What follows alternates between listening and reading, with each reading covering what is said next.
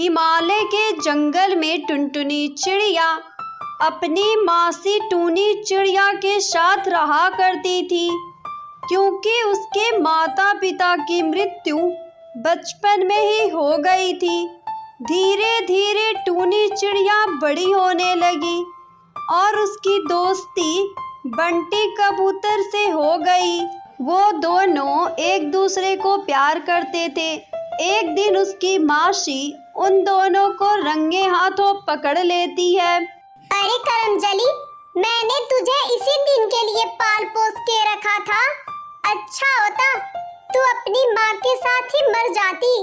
मुझे ये दिन तो नहीं देखना पड़ता। आने दे तेरे मौसा जी को, मैं उनसे तेरी शिकायत करती हूँ। इस घटना के बाद टूनी चिड़िया टुनटुनी को एक कमरे में बंद कर देती है और कुछ दिनों बाद टुनटुनी की शादी एक गरीब परिवार में टुन्नू चिड़ा के साथ कर देती है। उसका पति टुन्नू चिड़ा मजदूरी का काम करता था। टुनटुनी चिड़िया उसे अपनी किस्मत समझकर ससुराल में खुशी खुशी रहने लगती है। ऐसे ही एक दिन टुनटुनी चिड़िया अपने कमरे में बैठी होती है, तभी वहाँ उसकी सास मीनू चिड़िया उसके पास आकर बोलती है, अरे बहू, अपने सारे गहने मुझे दे दे, मैं इसे बेचकर तेरे ननद की शादी करूंगी।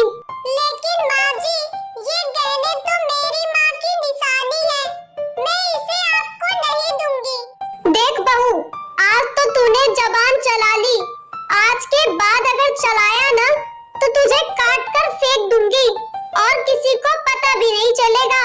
डर के मारे टुनटुनी चिड़िया अपने सारे गहने अपनी सास को दे देती है। इस तरह कई महीने बीत जाते हैं और टुनटुनी दो बेटियों की माँ बन जाती है।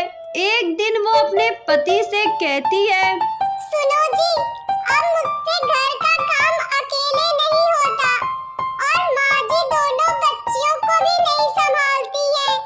उनसे बोल दो या तो वो बच्चियों को संभाल ले या मेरे साथ घर के कामों में थोड़ा हाथ बटा दे।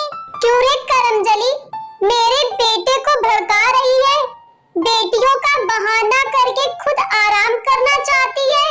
इतना कहकर मीनू चिड़िया टुनटुनी से लड़ाई करने लगती है। अब तो घर में रोज रोज लड़ाइयाँ होने लगती हैं।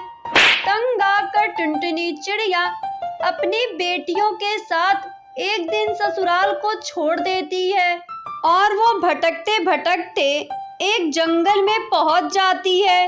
वहां वो देखती है कई सारे पक्षी चूड़ी बेच रहे होते हैं। वो एक चिड़िया के पास जाकर बोलती है, बहन, मैं भी चूड़ी बेचना चाहती हूँ। अगर आप मुझे चूड़ी बेचने का काम दिला दे तो आपकी बड़ी कृपा होगी।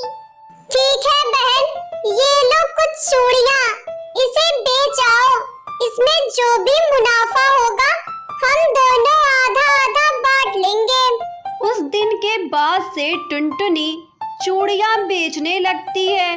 उसके अच्छे व्यवहार के कारण उसकी सारी चूड़ियाँ बिक जाती हैं। इस तरह टुनटुनी चिड़िया अपनी चूड़ी बेचकर अपनी बेटियों के साथ खुशी खुशी रहने लगती है। रामपुर के जंगल में टुन्नू अपनी पत्नी टुनटुनी और बेटी पिंकी के साथ रहता था। टुन्नू खेती का काम किया करता था, लेकिन समय पर बारिश न होने के कारण उसकी फसल तैयार नहीं हो पाती थी। टुन्नू के बड़े भाई कालू ने टुन्नू को बंजर भूमि वाला खेत दिया था और उपजाऊ भूमि वाला खेत अपने नाम करवा लिया था। टुन्नू अपने खेत पर दिन रात मेहनत किया करता था, लेकिन समय पर बारिश नहीं होने के कारण उसकी फसल खराब हो जाती थी। ऐसे ही एक दिन, पिंकी बेटा, आप खाना खा लो, मुझे और भी काम देखना है। माँ, आप क्या हर रोज खिचड़ी खाने को देती हो?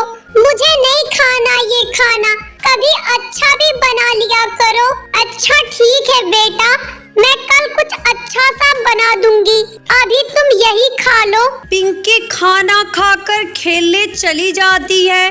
तब टुनटुनी अपने पति से कहती है, सुनो जी, हम कब तक यहाँ बैठकर बारिश को देखते रहेंगे? तुम शहर जाकर वही कुछ काम देख लो, कम से कम हम अपनी बेटी को भरपेट खाना तो दे पाएंगे। तुम सही कह रही हो टुनटुनी, मैं भी इस बंजर खेत में काम करके थक गया हूँ। अगली सुबह। अच्छा ठीक है टुनटुनी, मैं जा रहा हूँ, जल्दी से निकलूंगा, तभी शाम तक जंगल पार कर पाऊंगा और आगे से बस मिल जाएगी। बस तुम अपना और पिंकी का ध्यान रखना। अच्छा ठीक है, ये लीजिए, मैंने गुड़ और चने बांध दिए हैं इसमें, रास्ते में खा लीजिएगा। सुबह सुबह टुन्नू शहर के लिए जंगल के रास्ते निकल जाता है। उड़ते उड़ते उसे सुबह से दोपहर हो जाती है। बहुत थक गया हूँ, थोड़ी देर बैठकर यहीं आराम कर लेता हूँ, उसके बाद आगे जाऊंगा। टुन्नू थककर पेड़ के नीचे जमीन पर बैठ जाता है और अपने झोले में रखे गुड़ और चने खाने लगता है। तभी उसकी नजर जमीन पर चल रही चींटी पर पड़ती है। अरे यहाँ तो चींटियों का घर भी है। ये सोचकर टुन्नू उन चींटियों को गुड़ और चने खाने को देता है। चींटियां गुड़ और चने खाने लगती हैं और देखते ही देखते एक परी में बदल जाती हैं। ये देखकर टुन्नू बहुत ही डर जाता है। डरो नहीं, मैं एक जादुई परी हूँ। मैं अक्सर पृथ्वी लोक पर घूमने आया करती हूँ और जो भी पक्षी मुझे ईमानदार और सच्चा दिखाई देता है, मैं उनकी हमेशा मदद करती हूँ। तुम मुझे सच्चे और ईमानदार लगते हो। मांगो, तुम्हें क्या चाहिए? मेरे पास एक बंजर जमीन है, अगर आप उसे उपजाऊ बना देंगी तो मैं गांव में ही रहकर अपने परिवार का पेट भर पाऊंगा। ये लो, ये जादुई मटर के बीज हैं। इसे ले जाकर अपने बंजर खेत में बो देना, फिर सब अच्छा होगा। उसके बाद वो परी अपने परी लोक चली जाती है और टुन्नू भी अपने घर आ जाता है।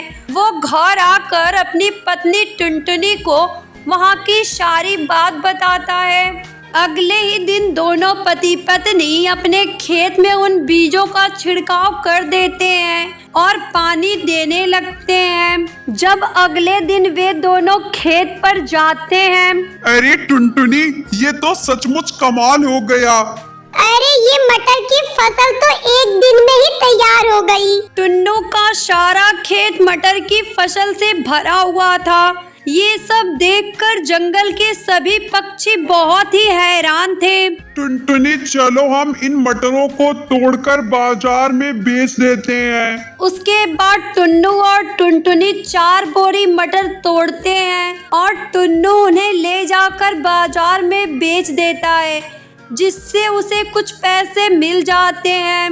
ये लो टुनटुनी, कुछ पैसे, इन्हें अलमारी में रख दो। और हाँ, मैंने बाजार से कुछ राशन के सामान लेकर आए हैं, आज अच्छे से खाना बनाओ।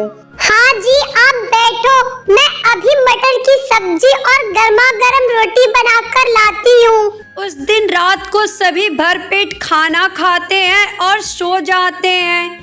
अगले दिन टुन्नू फिर से मटर तोड़ता है और उन्हें बाजार में बेच देता है।